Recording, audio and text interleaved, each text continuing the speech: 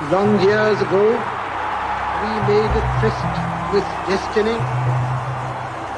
and now the time comes when we shall redeem our pledge.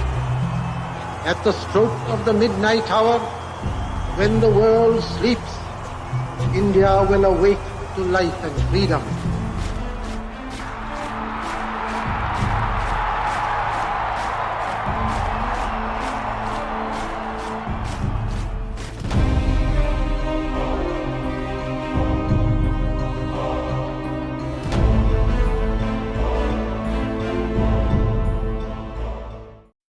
वैष्णव जन तो तेने कहिए जे पीड़ पर आई जाने रे। 15 अगस्त 1947 हमारे देश के इतिहास का शायद एक ऐसा दिन जिस दिन हम सभी ने अपने भेदभाव, ऊंच नीच और जात पात को भुलाकर आजादी का जश्न मनाया था। लेकिन क्या आज हम सभी आजाद हैं? यदि हम इतिहास की ओर देखें तो हमें पता चलता है कि उस वक्त दो तरह के भारत थे। एक अमीर भारत जिसे हर प्रकार की सुख सुविधाएं हासिल थी, और एक गरीब भारत जो रोजमर्रा की जरूरतों के लिए भी दर दर भटकता था। आज का दृश्य भी कुछ न कुछ वैसा ही है। एक तरफ जहाँ हम आसमान की बुलंदियों को छूते जा रहे हैं, वहीं दूसरी ओर एक ऐसा भारत भी है जो गरीबी की दलदल में डूबता जा रहा है। ये कैसे हुआ, आइए हम सब इसे देखें।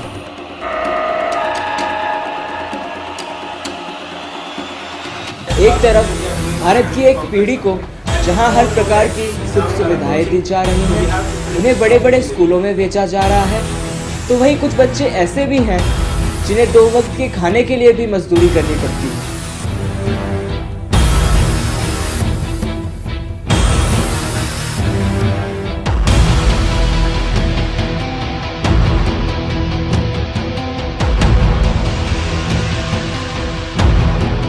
हमारे देश में एक तरफ जहां बड़े बड़े हाईवेज और ओवर ब्रिजेस का काम बड़े ही जोर शोर से चल रहा है, तो वहीं कुछ सड़कें ऐसी भी हैं जिन्हें कोई देखने वाला नहीं।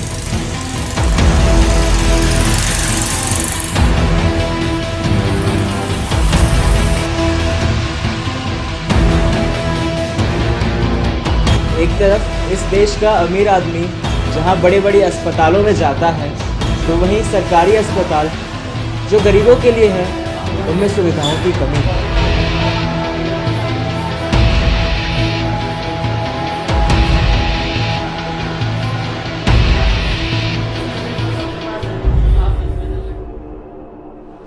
ये देखकर ऐसा नहीं लगता कि हम अभी भी उसी दुनिया में हैं जहां 2 भारत हैं, एक अमीरों का और एक गरीबों का।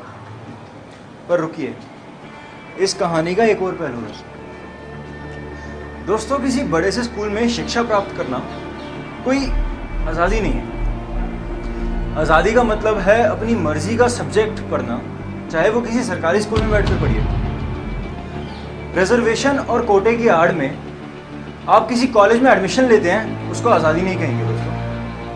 आज़ादी का मतलब है अपनी मेहनत से, अपनी लगन से उस कॉलेज की सीट को प्राप्त करना जो आप लेना चाहते हैं। मानता हूँ कुछ कमियां हैं, कुछ खामियां हैं जिसे हमें बदलना पड़ेगा, लेकिन इसका मतलब ये नहीं कि हम आज़ाद नहीं हैं। उन कमियों में से एक रिजर्वेशन भी है, लेकिन हम फिर भी आज़ाद हैं। We all are equal, we have equal rights, therefore we are independent.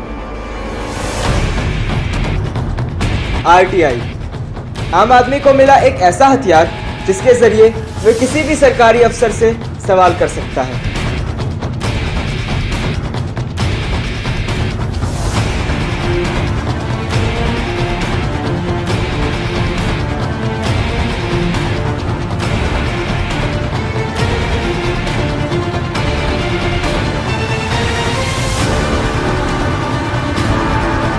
Women empowerment. कौन कहता है कि हमारे देश की औरतें काम नहीं करती या उन्हें काम करने की आज़ादी नहीं है? बड़ी बड़ी अस्पतालों, कारखानों से लेकर सरकारी दफ्तरों तक औरतों का बोलबाला है। यहाँ तक कि कल्पना चावला और सुनीता विलियम्स जैसी औरतें चांद पर पहुँच चुकी हैं।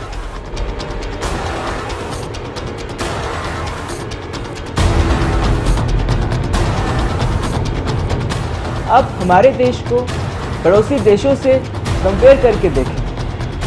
पाकिस्तान में यूट्यूब 2009 से बैंड है। सऊदी अरेबिया में लोगों को फेसबुक यूज़ करने की इजाज़त नहीं है और यहाँ तक कि चाइना में भी सिर्फ लोग वही पढ़ सकते हैं जो वहाँ की सरकार पढ़वाना चाहती है। पर हमारे देश में तो ऐसा नहीं है।